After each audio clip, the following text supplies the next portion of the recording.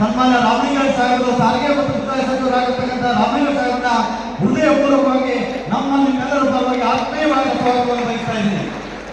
ಅದೇ ರೀತಿಯಾಗಿ ಸನ್ಮಾನ ಮಾಡಿ